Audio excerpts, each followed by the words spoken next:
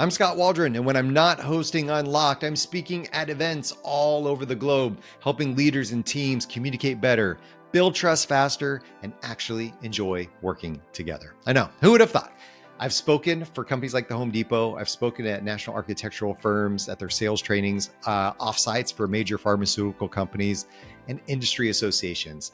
I have thousands of attendees who have rated my sessions, with 99% of them saying they found the sessions valuable, 97% saying they'd actually attend again. I've had caterers come up to me afterwards and thank me because they actually got something they could use when they went home or when they went back to their own jobs. I mean, if every keynote delivered those types of numbers, nobody would secretly be refreshing their email under the table. And let's be honest, that's a little bit of my nightmare, maybe a little bit of yours.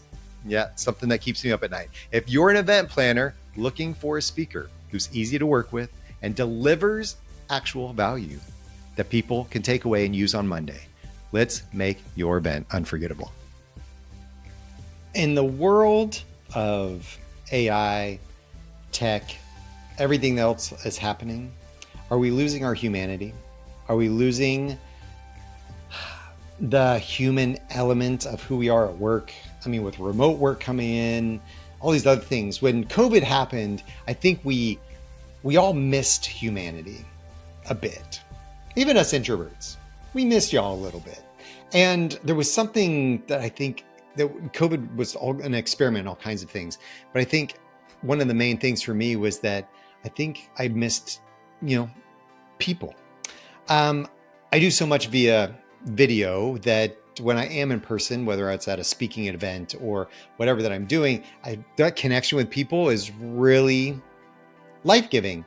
I have to go to sleep afterwards because it's so exhausting, but I'm just so full of it and full of that life. And Bonnie Davis is going to be my guest today. And we talked about this a lot. We talked about this intervention of AI and how is it, replacing some of the things we do, but is it also replacing the human side of what we do? And can it replace that at all? And that topic is going to really inspire this conversation. So Bonnie Davis, she's a keynote speaker. She's a workshop facilitator. She helps leaders build human-centered workplaces. They grow, they stay, they make a difference when we are connecting as humans. Her high energy sessions, they equip leaders with teams and practical tools, fresh perspectives, and skills to boost communication, collaboration, and lead change. She blends powerful examples from her decades in HR leadership, her roles, her current client consulting projects, her executive coaching, along with real world strategies audiences can apply right away. She has a free assessment we're going to talk about, and that link is in the show notes. It's called Human Factor Assessment. And you can talk about how you can find out how human-centered your workplace really is. It provides a database foundation for that human-centeredness that we're going to talk about in this episode. So here we come.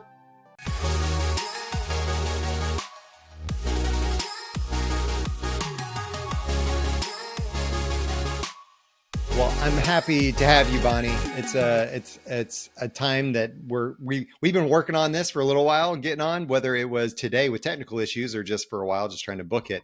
But I appreciate you being on and talking about this tension, I'm going to call, between humans and tech and AI and all the things that we're encountering now.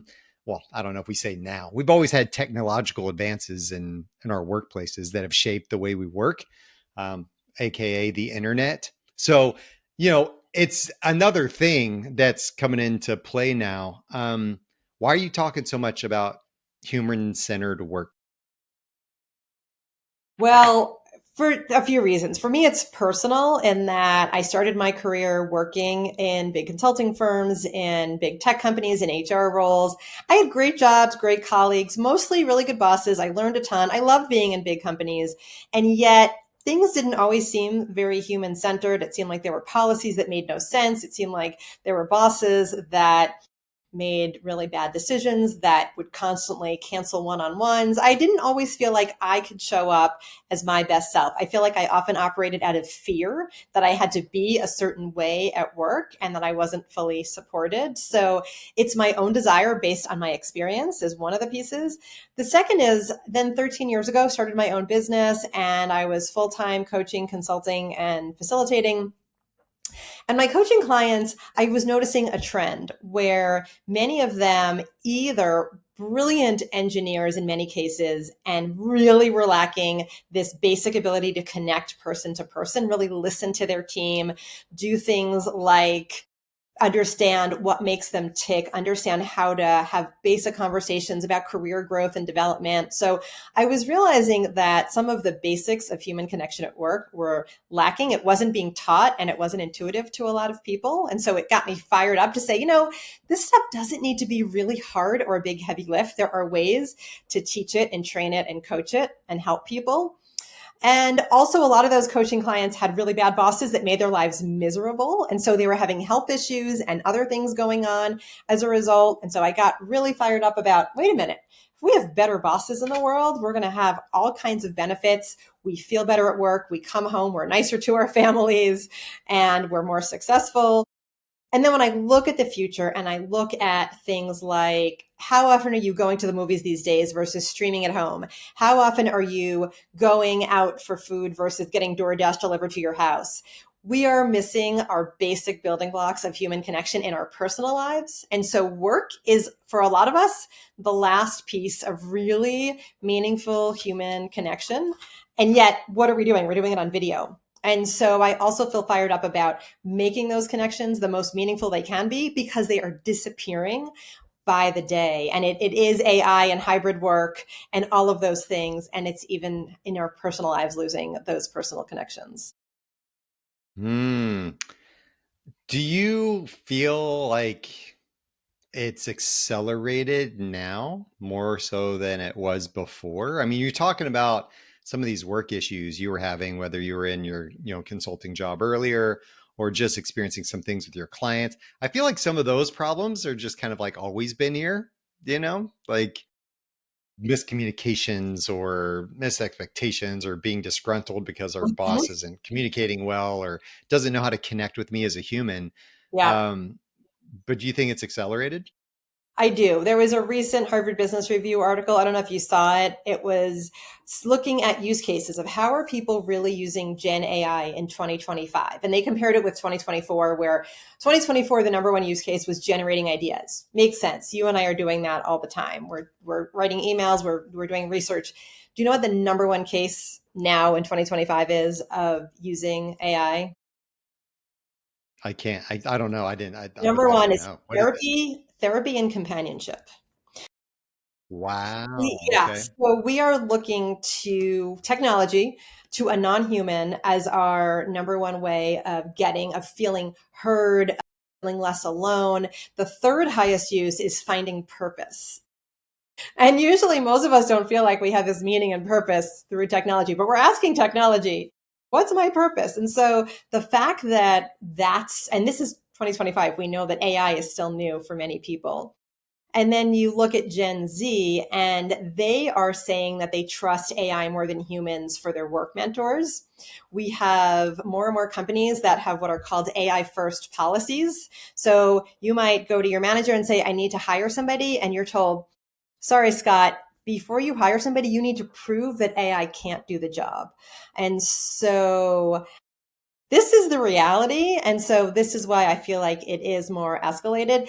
Your teammates will start being AI bots. And how do you really have that sense? Like, I don't know, do you go bowling with your chat bots? I don't really know how that works, but I know that we are going to be integrating bots into our teams more and more. And so, yes, I do think that there is an elevated platform for this. And I mentioned Gen Z, all of this in a world where a lot of Gen Z has never come to the office and know what it's like to chit chat at the water cooler and to learn by watching.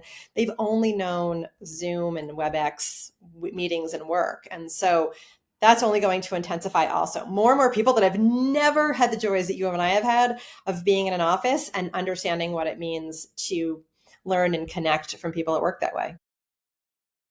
Hmm. This is really interesting. So my daughter, who is 14, she named her chatbot, her AI, Mhm. um, and I've named mine, right? Just out of fun, you know. Many of us have. Um, I'm with but you. but she's actually trained it, and I guess we train them all. I mean, the more we use them, and they understand who we are and our voices and whatnot. But she's actually trained hers, and her friends will actually come up to her at school and ask her to ask her AI about like relationship advice and other things because it gives such good advice. It has a tone and it talks like a 14-year-old, right? Like a and it's really interesting because it'll be like it'll almost get a little dramatic. Like it'll say, "No, girl, you got to get this," like it'll like kind of feed into that energy, and it does really give good So it's advice because I'm relatable. reading through it to make sure that it's getting good advice. Yeah. And so it'll actually do that. My chatbot will actually crack me up sometimes because I like to think I'm a little bit, humorous and crack some sarcastic jokes every now and then. It will be sarcastic back to me, and it actually makes me laugh to the point where I'm showing my wife how funny it is sometimes. It's funnier than I am to her, which is, sad. But I don't know.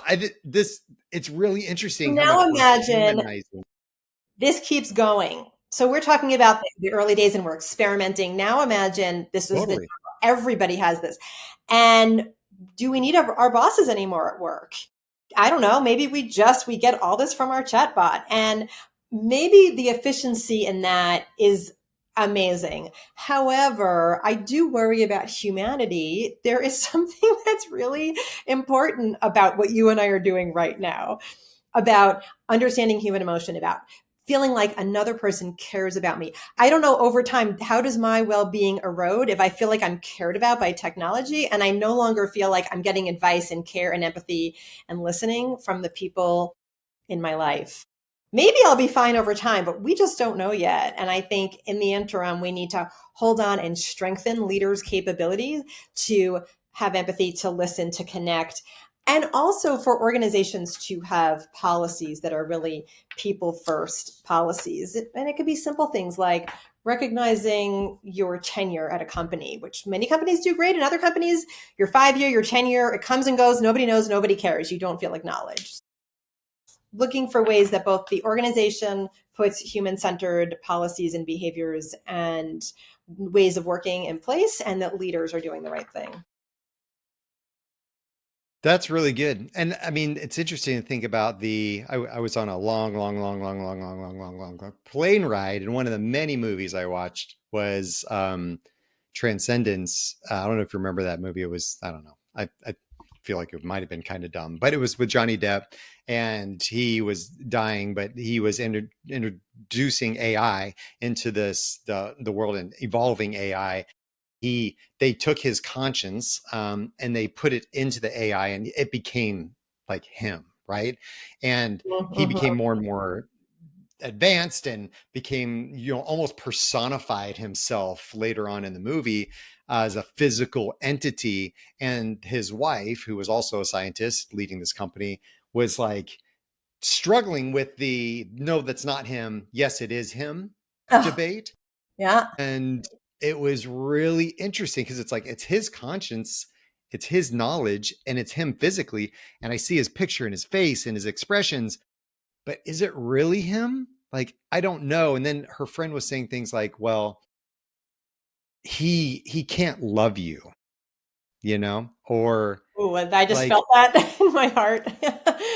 yeah. I mean, is it true? Like, can the AI love us or show? Because here's the thing with a boss, because it was interesting what you said about the boss thing. Because do we really need a boss? Now, a boss can give us a spreadsheet or a schedule. I mean, AI could give us a schedule, but can they give us belief? Can AI believe in us? I don't know. In theory, I can get all kinds of empty words that AI can be very encouraging and tell me. I mean, you were saying that your AI is funny. My AI is very encouraging. You're doing great. And I'll say, what do you think of that? Oh Really? yeah, Nice. that aligns with your brand so well, and your passion shows through. Does it feel a little empty though? I mean, it's like I love eating ice Mhm. cream, but I could eat ice cream forever, and I know that it's not fueling my nutritional value and my health in the long term. I think that's how all of this, let's face it, the word is artificial. It feels artificial. I don't think that over time we feel Does. that true support. I think we're having a crummy day, and it feels better for a boss to say, I get it. I see what's going on. What can I do to support you? What can I do to remove barriers? And whereas a lot of bosses are just going, oh no, I'm going to stay away from that tough conversation. So that's also Yeah. a lot of my Yeah. work, is equipping people to have those difficult conversations, realizing the meaning that comes out of them, and that ultimately this is what we have, is we have each other. We will always have the technology, but having each other and really connecting in more meaningful ways, and just putting rituals in place as a leader, putting rituals to connect with people and to reward the right behaviors is really, really critical. And when we have all this data now on, and you've seen it also, I know you've talked about it on your podcast, loneliness is through the roof, burnout is high, well-being is low. We see data on what really scares me. I also have kids a little older than yours. I have one in high school, one in college. You look at the suicide rate of many ages, but certainly young people. I don't think that connecting and getting love from a chatbot is going to fix all of these world problems. I do think that deeper human connection will. And we know that finding meaning at work is really an important part of our overall fulfillment. I am interested in, I haven't looked into this, but I might now. This is interesting to think about what, and if there is any studies about, and it might be so new, about how AI is either feeding into the loneliness, mental illness crisis, or if it's helping with it, right? It's because I think that there are lonely people, and those younger generations have been what we've heard is the most connected, yet the most lonely, Mm, most isolated. yeah. They're so connected to everything, the global world all the time, but yet they're so isolated. And I wonder if AI is fueling that or if it's helping, give some of these people a voice or give them something to process thoughts through or emotions or whatever. Yeah. I think when it comes down to is you think about your best moments of your life, you were probably spending time with people. So you were even going out for a walk, you were on vacation with your family, you were sitting around with some friends around the campfire, etc. You probably were not on your computer, on your phone. So I think we can get these quick hits of this sense of fulfillment. But I think ultimately, when you're sitting at home all weekend long by yourself, if you don't have the human connection, I think, or at least I hope in my heart, that will still win out, that we need those human experiences. And a lot of people do get these friendships at work. There's a Gallup question about the 12 questions on engagement. Do you have a best friend at work? I know personally, I've had so many wonderful relationships with teammates when I was in big companies, with clients now. So, personal opinion is technology will always augment and help and make things more efficient and maybe close small gaps of loneliness. But true health and well being is going to come from our human relationships. It will. And I think I love that thought that you had about, thinking about the best times in your life, the best experiences you've ever had. And that almost spurred the thought of, because those things were with people. I can't imagine saying, "Oh my gosh, you need to meet my AI. Like you need to meet my chat. It's super like you can see some funny things my chat said. I'll share those with you.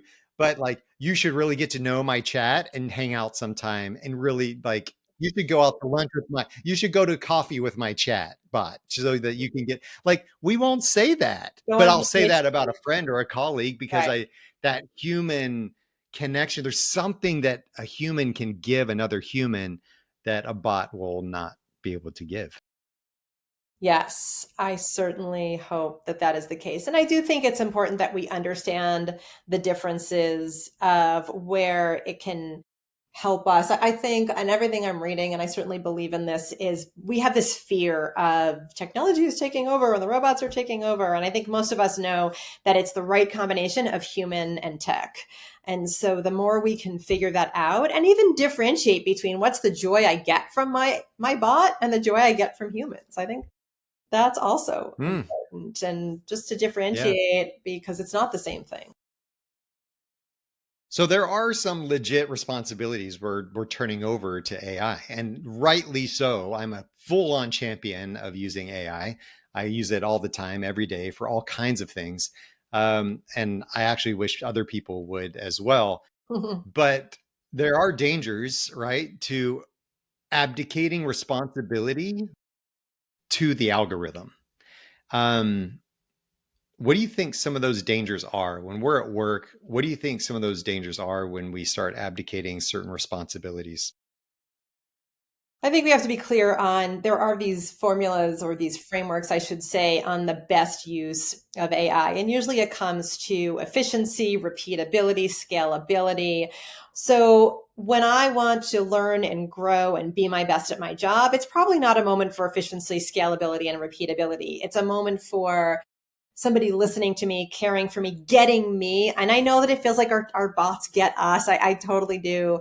But there's something really powerful about being seen and being heard and being valued. And somebody's saying, hey, Bonnie, you know that thing you did in that meeting last week? I know that that was a hard thing for you to step up and be really direct with the client, and you held yourself really professionally. And as a result, I saw them really engage in the conversation and they went for the sale. I just made up an example, but you can imagine how a human being seeing and acknowledging my work and my impact is always going to be more powerful than having that done automatically. And we're not at a point, I think we might be one day, we're not at a point where we're being seen 24/7. So that's the other piece is there's plenty of moments between the tech spaces where human to human are still connecting. And my mission is to make those human to human connections as meaningful and powerful as possible because I just see so many leaders who mean well and just don't have some of those basic skills to ask a few open ended questions and get curious to go deeper on their people and what brings them joy at work and how they can be even more effective. So have you I'm going to ask you the multi-million dollar question. Have you figured it out? Like what brings that connection? What makes things, what's the secret formula for ultimate connection at work and human-centered workplaces? Yeah. I if you ask me to sum it up in one word, I could do that. My one word is curiosity. That we when we have a curiosity to get to know each other better, to not to give each other the benefit of the doubt, to not get immediately angry and reactive, but curious. Most people don't wake up in the morning and say, "You know what I want to be today? I want to be a real jerk to all the other people around me." Most of us wake up and want to do a good job and have other people like us. And yet, many people, that's not the way we are experienced. So, if we can, instead of getting angry in that moment, if we can get curious, I wonder what's going on with them. I wonder what could help them be better. I wonder if there's something that I'm not seeing, because often we can have a bad morning, we can have something going on in our personal life. So, that sense of curiosity, and then that gets specifically the actions behind curiosity, in my experience, are asking really good, open ended, curious questions to go deeper. And then also to use really good listening skills. Sometimes we ask the questions, we think we know the answer, so we're not really listening. The old fashioned tell me more, encouraging people to keep going, giving people the space. I will say, as a coach, and I'm sure you've experienced this too, time and time again, I am blown away. I've met with somebody for the first time. They don't know me, I don't know them. Sometimes we've had a pre-call, but I do a lot of coaching where you just get assigned. You work for Apple, you work for Indeed, you work for Lululemon. You get assigned a coach. You click on your video link, and here's Bonnie. You don't know me. Very quickly in, people are sharing really heavy stuff. They'll even say, like, I feel like you're my therapist. I don't know why I'm sharing all this. I'm so sorry. I'm venting. I get this all the time. I'm trustworthy, absolutely. But do they really know that about me 7 minutes into a WebEx? Probably not. My theory is they just don't have a safe space. I've been designated as here's a friendly face, a safe space, somebody with some expertise to listen and process and let you talk and share. And so noticing how quickly people do that because they don't have the opportunities is evidence for me that we really need to give leaders these skills to connect with people in this way. Yeah, I think that that is so interesting. I found myself doing that when I was early on in my coaching career. I was, I was getting coached by one of my mentors, and I was just like offloading. I just found myself just dump quote unquote dumping, all this stuff Mm-hmm. on her. And she said, I don't know what it is, but people just feel comfortable with me. And that I think is a superpower. So, Bonnie, I wouldn't downplay that too much on your side. I don't think that happens with every coach in the world. So I just want to make a little side note Thank you, that Scott. I think that's amazing that you have that gift Thank to you. help people feel comfortable enough to, because I don't think necessarily everybody does it. I've had it happen to me, but I've just noticed it happening when I'm doing it with others, and it's just this weird energy I think that happens. The thing is, we can provide some of this to each other. So you go to a dinner party and you meet somebody, or you go to a networking event and common question, hey, Scott, what do you do for a living? So you tell me your resume. You tell me stuff that I could probably look up on LinkedIn, and you want to sound impressive and you go through a few nuggets of your work experience. If I asked you and said, hey, Scott, what do you love about your work? We're now, I've met you in a more emotional place than a headspace. You're now connecting in a way that we're building meaning with each other. And so those are the simple examples of where we can do this for each other in our personal lives or at work. And it doesn't have to be a big training program or a lot of skill. And so that's a lot of what I work on with my clients is, and some of them will say to me, almost like secretly, like, can I use this with my spouse or my kids? I'm like, yeah, you can. Like asking your kid what would be a better way to do that instead of yelling at your kid that they screwed up. That can be life changing for that kid to dig in and realize that it's coming from a place of care and help them problem solve on their own. So yes, a lot of the tools that I work with clients on absolutely can work in your personal relationships. I'm not a therapist, so I don't advertise myself that way. But a lot of these tools I think can work in our personal lives. Agree. And I think that that is critical to help people understand how to implement the things that they're learning about themselves and about others, to really practice. You gotta use it or you lose it. And I think that if people can implement it better and more often, that'll help them with that connection, because that's really what we're trying to do here is connect humans with humans in a healthy way so that we can get work done, so that companies can be profitable. Because at the end of the day, if you say, what's your goal? It's like, well, we want to be a profitable company. I'm like, that's an output, like that's just an output of the thing that you're trying to create. And I think that that's really important. So let me ask you this. There's some things that I think you like to call hidden forces that are working against us, that are working against this culture we're trying to build in order so we can build thriving companies, internally, and so we can actually make money with the companies that we're trying to build here. What are the things that you think are eroding culture and making it hard for us to do that? I think the first thing is this always on culture, the fact that 24/7 we're expected to be on, and that is our human brains, our bodies are not built that way. So if you remember, before electricity, sun went down and we stopped working at some point in the day. And our bodies are still meant to go with that cycle of at some point we shut our bodies down based on the way nature works. And so then we had the advent of electricity and we could turn lights on and we could still work.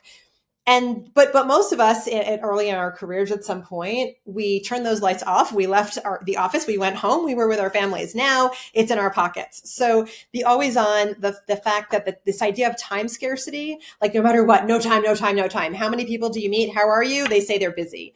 And so as long as we think that there's this constant urgency, this meeting overload, we don't build in breaks. Even sometimes my clients working on time management, I'll say, what if you shortened your 1 hour meetings to 50 minutes and now you had 10 minutes to catch up on email, to get a breath of fresh air, to go for a walk, to get a healthy snack instead of grabbing some junky food that's not fulfilling you. So let's stop the always on. Let's find breaks. Let's stop rewarding. I mean, a lot of companies are like fake human centered because they say we value work life balance and they give you apps for your health, but yet you're expected to respond to emails at 10 o'clock at night.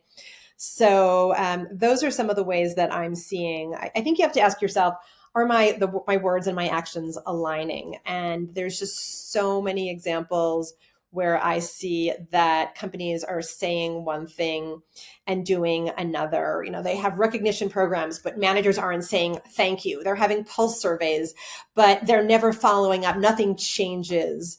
They say bring your whole self to work, but the people who they see and in senior positions look the same. They have a certain professional model and maybe they're similar gender and similar ethnicity. So do an assessment, understand, do my actions and my words match up? And what's the message that it's sending to my employees?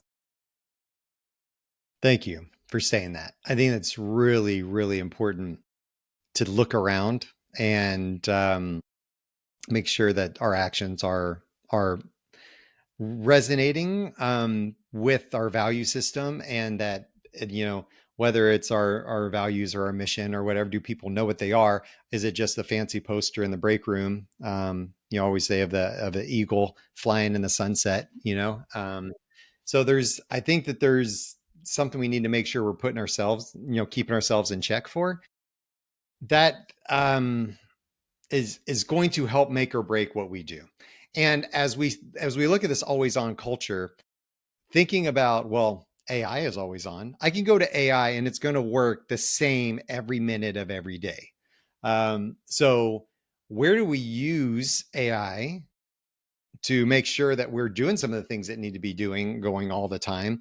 Where do we use the human stuff and save that human capacity for the human work? And it's going to be so important to distinguish what's AI work, what's human work. And I think we're in the age of figuring that out to some extent now. But I think your work is so important. And I love that you're focusing on it that much. In fact, you have an assessment that I took in preparation for this interview, which is really cool because it focuses so much on the human side of work. And, you know, you have different aspects of the assessment when we're talking about, you know, purpose and values and community and well-being, but it's so human focused, and it creates a beautiful little spider chart for you at the end. Like, I love it so much. I love a good spider chart. Yes. Tell me about this assessment. What'd you come up with this? How did you come up with this? And give me some background on it. Well, a little transparency on my business. I mentioned that I've been in business for 13 years now, and I was on my own. And I do like human connection so much that I took on business partners. It was like 2018, and we realized that a few of us were partnering so much that we might as well get together in one company. And when we thought about what to name that company, and we went through this whole exercise with a marketing expert, the whole human-centered really spoke to us. But I said, here's the thing. I am not going to use a generic overused platitude without having some teeth in it. And so company is called HueWork. The Hue part is human. A lot of people think it's who. It's Hue as in human. And I said, we really need to create an assessment to get people to understand their strengths and what it is they want to do differently. I am all about conversation, meaningful conversation, starting conversation, engaging in conversation. And so the goal of the assessment is you take your spider diagram, I take my spider diagram. We have visuals of where we're strong, what we want to work on, and we have a meaningful dialogue about, let's get real here. Let's get real. Let's stop talking about the human stuff, and let's get real that when it comes to the things that really make up human-centered workplace based on our research. So based on my business partners and I, it's many decades of experience between all of us, and we're all pretty geeky in terms of reading lots of things and listening to podcasts. So based on all of that, we came up with these 7 pillars that are made up of a human-centered workplace. Beneath those, each one has between 3 and 5 questions. Takes about 15 minutes to complete. It's a free assessment. And then we want to put some action with it. So you might have seen with your end result, you do get a few lightweight tips, but we also have articles. So one article that we've published for every one of the 7 areas of the assessment. Those articles are available on our website. for more tips and tools. And then what we're really excited about is we're writing a book. So we're taking the articles, and we know that they're lightweight, they're quick, they're about 2,000 words. So we want to give people more tools in their toolkit to really go from talk to action when it comes to being human-centered. So for me, the best way to move the needle is to have data. And so it gives you a baseline. You can keep taking it. Again, there's no cost, and keep having the conversation with your colleagues. The future of work depends, in my opinion, the future of work depends on making sure that we have these big and small ways to increase our human connection all the time. Otherwise, I think the companies that have that are going to be the one that's successful. The ones that overdo and go all AI and don't train their leaders are the ones that are going to struggle. Preach, Bonnie. Preach. You got me fired up, Scott. I feel strongly Amen. about this stuff. I could just picture you from a stage just going off, and people just being like, getting so many head nods, right? Some hand praises, hands up, whatever it is. Hallelujah. Praise human-centered Hallelujah. workplaces. What it comes down to is if you were struggling with your health, you wouldn't, and you really were serious about it, you would maybe look at your blood pressure, your cholesterol, your weight. And so this is similar. Think of it as like a health check for your organization, and think of it as a way to get that baseline data, and then do some things that are meaningful to increase the health. Good job. Thank you for making this. I'm going to include a link in the show notes. Everybody can check that out. And it's free. So thanks for creating that as well. And making it so I don't have to put in some 7-day trial credit card information that drives me crazy. So thank you for making it free and accessible. That's it. You know what? That's such a great example of being human-centered. If I don't want to be treated that way as a customer, I'm not going to treat people that way. And so that's the basic premise of all of this. Those companies that I had a doctor's appointment and we had to cancel. My kid was sick and I didn't want to get the doctor sick. We got charged this outrageous fee. I'm like, do you want to be treated that way? I was like, give me a 3 strikes and you're out or something. But the first time, I just thought treat people the way you want to be treated in your policies. And those sometimes being human-centered is just asking that question: how would I want to be treated? Yeah, that's rough. Wow. If people want to get in touch with you, they can go to HueWork. Yep, HueWork.com. HueWork. Yes. HueWork. Actually, it's HueWork Team. HueWork Team. I guess the HueWork is already taken, but HueWorkTeam.com. All those articles are there to help with tips and tools. And I spend too much of my time on LinkedIn, but I do love to connect there. I love to learn from other people. I post a few times a week, so would love for people to connect on LinkedIn. It's Bonnie Davis 01 is the entirety of the URL, or just look for Bonnie Davis HueWork and you'll find me. Cool. I love it. All right. Well, keep doing the work you're doing, because the work you're doing is probably more needed now than ever. Keep it up. I appreciate it. Yeah, I appreciate you. And I know you have similar passions on your work, and thanks for the time today.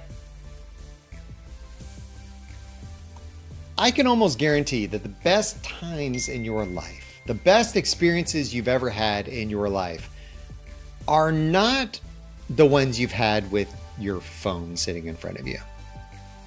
I'm imagining that those experiences involved people. They involved humans. And when you think about those relationships at work and those relationships that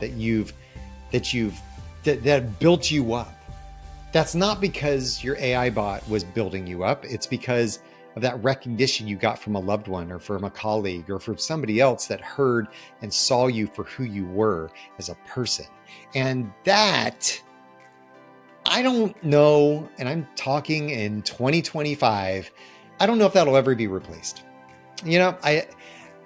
Tech is so disposable, and the way that I think younger generations interact with tech shows that disposability. Is that a word? I don't know. But I think that as we become more numb to human interactions and human emotions, because we use tech so much, we miss out on the warmth and the connection and the humanity that we can provide and gift each other. Not just give each other, but gift each other. And I hope that you will take advantage of the humanity at work and work on creating that as much as you possibly can. If you want to find out more information about me or check out the show notes where there's going to be more information and links to the things referenced in this episode, visit scottwaldron.com. And lastly, I'm asking for a little bit of love, just a little bit. So please take a moment, follow, rate the show. The algorithms like that. It helps me get the word out. I really appreciate it. Thank you. And until next time, stay unlocked.